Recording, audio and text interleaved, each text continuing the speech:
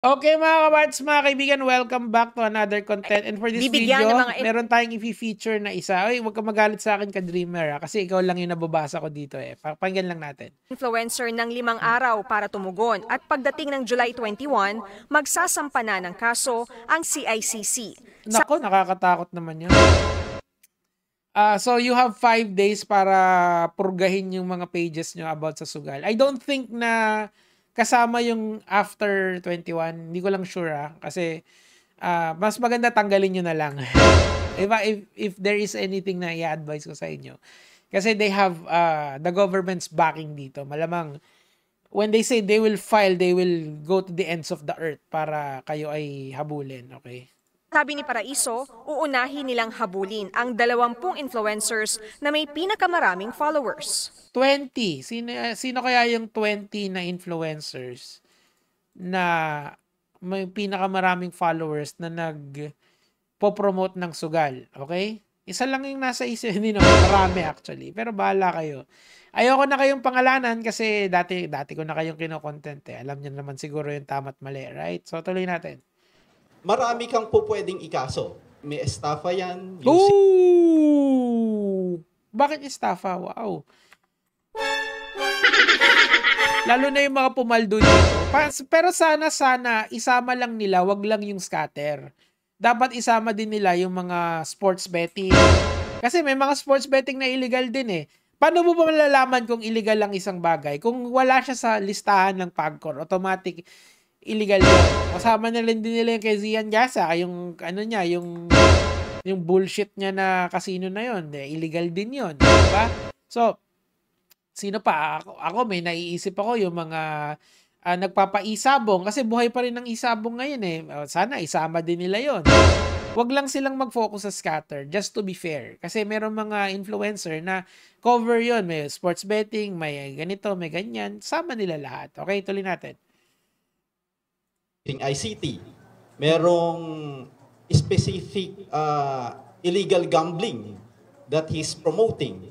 May mga specific penalties yan. Okay, very good, very good. Palakpakan natin ng CICC. So, sabi sa inyo, this is very serious. Ako, pero I don't wish you na may makulong sa inyo, pero comply na lang, okay? So, ngayon, ang susunod natin na kakausapin ngayon, ay hahanapin pala ay si Ka-Dreamers. Ngayon, kasi nababasa ko dito sa puro si Ka-Dreamers.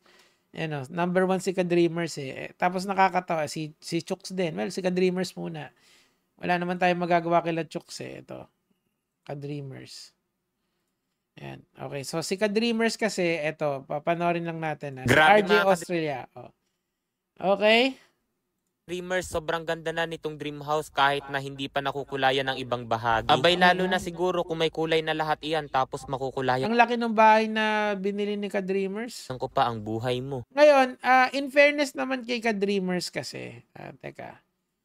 Kada dulo ng video niya kasi, ito yung Facebook page niya eh. Makikita natin na may promotion talaga siya ng sugal. Okay? And chinek ko, unfortunately, in my opinion, parang wala siya sa ng PAGCOR, sa listahan ng PAGCOR. Kasi kunyari, ito. Abay. Pag dinala mo sa dulo, meron siyang promotion na ganyan, pero parang wala sa PAGCOR yung link na pinopromote niya. Okay, fine. Bahala siya. Nasabihan na siya. Ngayon, balik naman tayo dito sa dito. Malapit ng matapos. Ito.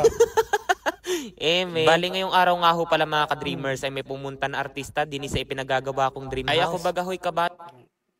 Okay. So, ngayon, basahin natin yung mga sinasabi niya dito. Okay. Sino nandito malapit na yung ultimatum? Oh, no.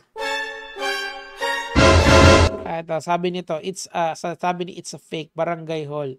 Ito, sabi nito, minsan natakaw talaga mata natin. Gusto natin malaking bahay pero hindi mo ma-realize yung maintenance in the long run.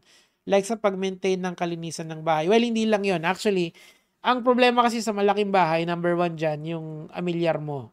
Yearly ang bayaran ng amilyar. The bigger your house, the bigger your property, the bigger your amilyar. I know this kasi Nagbabayad ako amilyar yearly eh. Actually ako kung magbayad ako, I think ina-advance ko ng, may option kasi na i-advance mo yun. So, minsan advance na ako magbayad para hindi ako bumabalik. And meron yatang 10% discount pag nagbayad ka ng advance. Ang sinasabi ko lang doon, kailangan i-consider nyo yung property tax na yun. Pangalawa, of course, it's good to have a bigger house, pero do you need it? Pag hindi, GG ka. Kasi, alam mo na, mahirap i-maintain ng malaking bahay. Yun lang yung sasabihin ko doon. And kung, alam mo yun, lagi ko naman sinasabi, di ba, live in moderation, live within your means. Pero, some of these guys, siguro, masisilaw ka din pag mabilis ang pera. Ganun talaga yung decision nila. Kawawa naman, hindi matatapos ito. Baka naman meron pa siyang ibang promotion. Ikaw naman. Bilisan mo, baka hindi na matuloy yan. Grabe mga ka-dreamers. Paano yan ka-dreamers? Bawal na mag-promote na cam. Ito. Wala, bakit ganun, idol? Yung flashing, hindi, ano na to, specific na to. Gray and white, the best. Okay, so, bingo plus kahit mag-water, hindi yan. Yung mga about related lang sa sugal. Actually, maraming tatamaan dyan, hindi lang si ka-dreamers. Ito. Ano ba? Hindi. Grabe yung mga ka-dreamers. Baka mauna pa ako makulong kesa magpagawa ng bahay. Scatter tayo, boss. Musta bahay natin? First ICC. Grabe ka makasisi. Grabe naman kayo. Baka tumigil naman si ka-dreamer. In fairness naman kay ka-dreamer, mga lods. Kasi aking tinignan yung yung kanyang Facebook page at saka yung mga bago niyang upload. Wala na namang sugal promotion. So, very good siya doon. Palakpakan natin, di ba? Okay na yan. Ito yung bago niya, July 30. Ito, 23. Yun ay tignan nyo, parang sinipa ng 10 kalabaw. Nagparetoke pa si ka-dreamers, di ba? Pampapogi lalo. Naho mga ka-dreamers, i-update ko kayo sa kasunod. Bye-bye!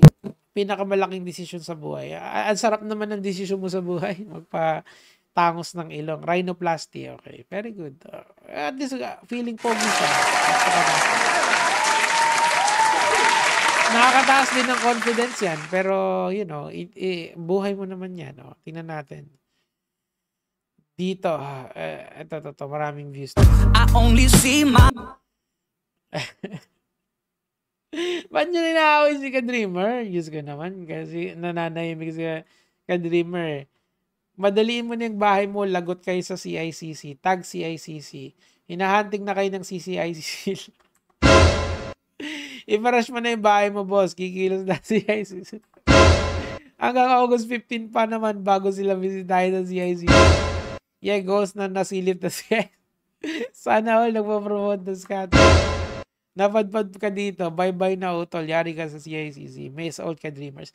Well, hayaan nyo naman siya. Baka naman. Ngayon, hindi ko alam kasi kung ano yung gagawin ng mga kasi sabi nila may top 20 sila na influencer na nagpo-promote ng sugal. So, off the top of my mind, parang alam ko yung top 5 doon. Actually, top 10 alam ko eh. Pero, point doon is that isasama ba yung mga mid-level na influencer? Kasi si ka-dreamer kasi, he is popular on TikTok, pero not on Facebook, not on YouTube. Sa TikTok lang. So, TikTok famous lang si ka-dreamer. Well, may significant amount of pera naman siya na nakukuha kasi kita nyo, nagparetoke siya at nakapagpatayo siya ng bahay. So, whichever way possible, sasama kaya ito ng CICC. Tsaka, ano yung threshold nila para sabihin natin na ang isang tao ay nagkasala. Okay. So, kailangan lang, siguro mas maganda kung i-clear nila yon. Kasi, like for example, nag-share ka lang ng link. Kung small page ka lang, tapos nag-share ka lang ng My Day mo, ng link. Kasi may mga ganun mga meron mga micro-influencers na tinatawag na ang gimmick nila is mag-share sila ng link through My Day. Okay? Kasama din ba yung mga yon? Okay? So, sabi nila may top 20, paano yung iba? Mas marami kasi yung iba eh.